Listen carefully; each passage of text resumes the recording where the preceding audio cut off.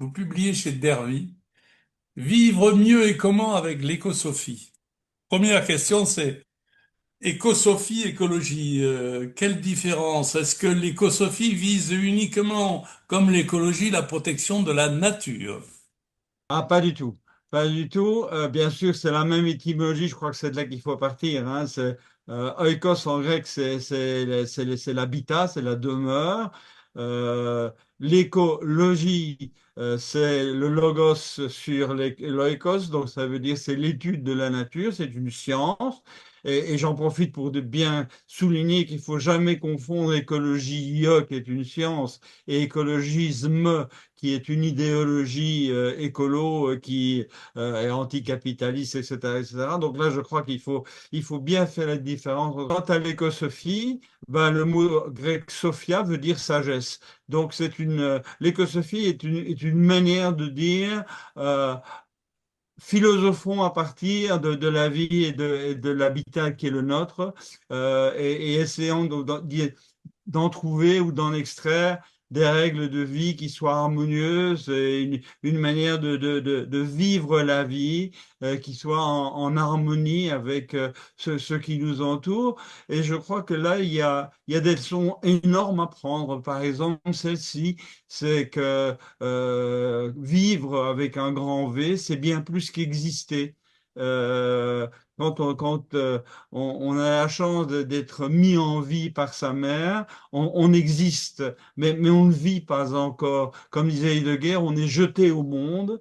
Et je crois que l'écosophie dit ben, il faut aussi apprendre à vivre, et pas seulement à survivre pour soi et par soi et pour soi et parmi les autres, mais il faut apprendre à vivre la vie avec un grand V. Quand on se rend compte que notre civilisation est de plus en plus individualiste, comment l'écosophie pourrait-elle dépasser cet anthropocentrisme des individus? Comment sensibiliser à la responsabilité collective?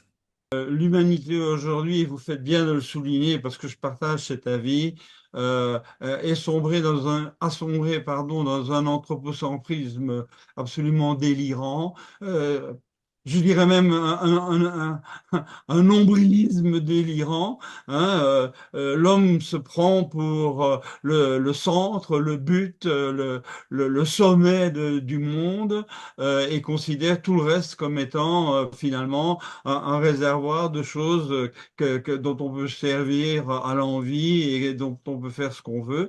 Je crois effectivement que l'écosophie et cette sagesse qui veut qu'il faut apprendre à vivre dans l'harmonie avec avec tout le reste qui mérite autant de respect que soi-même et que les autres humains, et qu'il faut pas se tromper, et qu'il faut pas tout mélanger, et qu'il ne faut surtout pas sombrer dans ce nombrilisme, cet égocentrisme délirant qui nous fait surconsommer et qui nous fait détruire en fait ce qui nous entoure, alors que ce qui nous entoure, la vie avec un grand V, le réel, le cosmos, l'univers, appelez ça comme vous voulez, a tellement de choses à nous apprendre. Nous sommes des apprentis sorciers dangereux.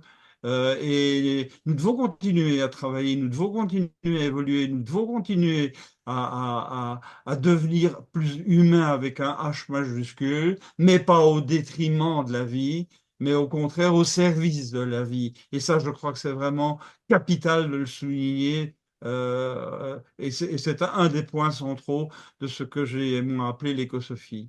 Alors, dans votre ouvrage, vous parlez de 6 règles de vie essentielles. Il faudrait que vous nous en disiez un petit peu plus, et en particulier, comment atteindre une cohérence des valeurs nécessaires. Je laisse découvrir les 6 règles en question. Je crois qu'on n'a pas le temps de les passer en revue les unes après les autres ici. Je crois que la vie a des choses à nous apprendre et nous devons apprendre à vivre. Et que c'est là où nous avons complètement divergé. Je pense que il fallait probablement passer par là, l'humanité, par la modernité, par l'industrialisation, etc., etc., par le technocentrisme nous a fait perdre de vue des choses essentielles. Je prends un exemple. Je prends un exemple, c'est celui de la frugalité. Je crois qu'une des grandes valeurs que nous devons réapprendre, c'est la frugalité. Oh, j'ai pas dit l'ascèse, vitesse permanente, se serrer la ceinture et devenir tous émaciés. Il ne s'agit pas de ça.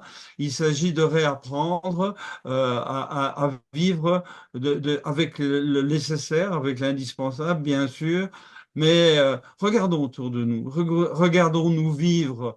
euh, Sauf vous et moi, bien entendu, mais tous les autres, ils vivent dans le superflu, dans l'inutile. On accumule des quantités phénoménales de choses qui ne servent à rien, mais qui ont, en échange, consommé énormément de ressources et détruit beaucoup de choses autour de nous. Donc la frugalité consommatoire, oui, certainement.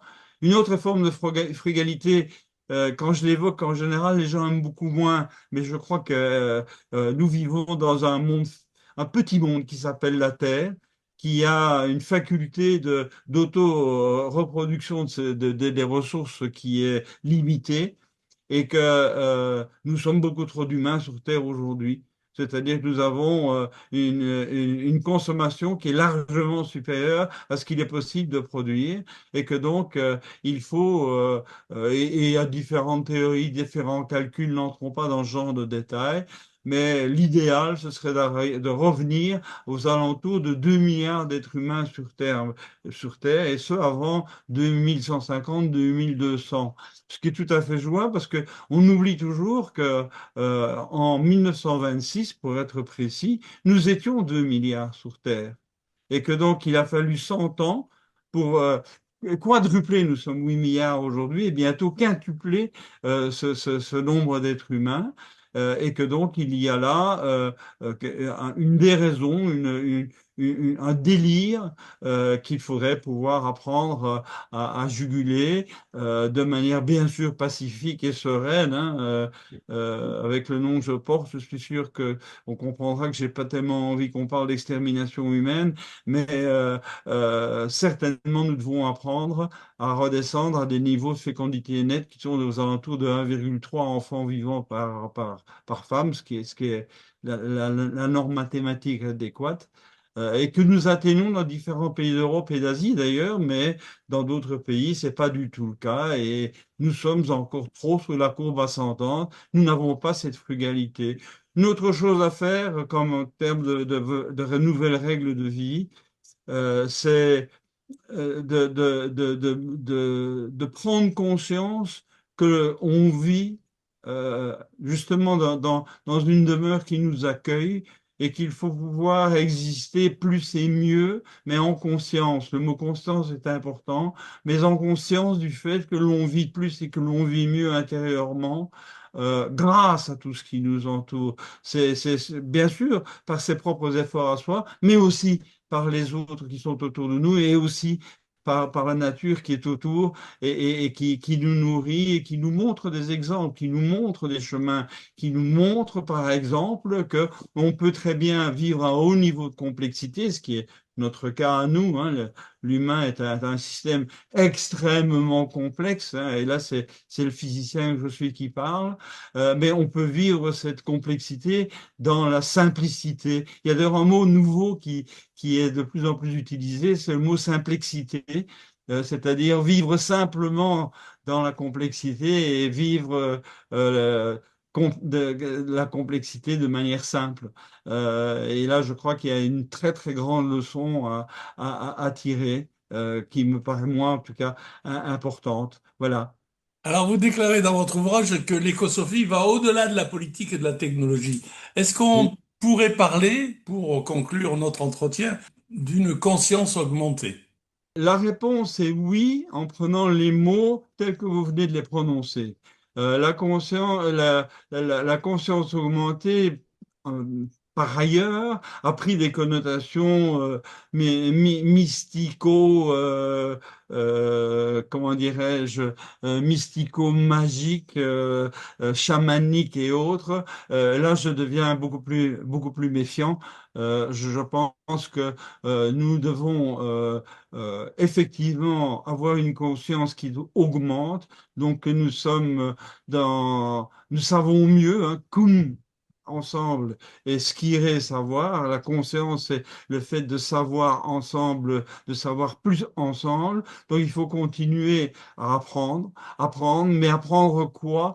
apprendre à vivre avec un grand V, apprendre la vie avec un grand V, et ne pas se laisser piéger par l'autosatisfaction de la connaissance nombrilique que l'homme pourrait avoir, et aller à la rencontre du réel avec avec un grand R, et d'y trouver tout ce qu'il faut pour sacraliser sa propre existence, tout ce qu'il faut pour trouver des cheminements spirituels qui sont en dehors des religions, n'ont rien à voir avec tout ça, qui sont simplement apprendre à vivre, et à vivre la vie, et à la prendre comme étant un trésor, comme étant un cadeau exceptionnel, et que ne serait-ce que être là et voir un oiseau voler est en soi quelque chose de miraculeux qui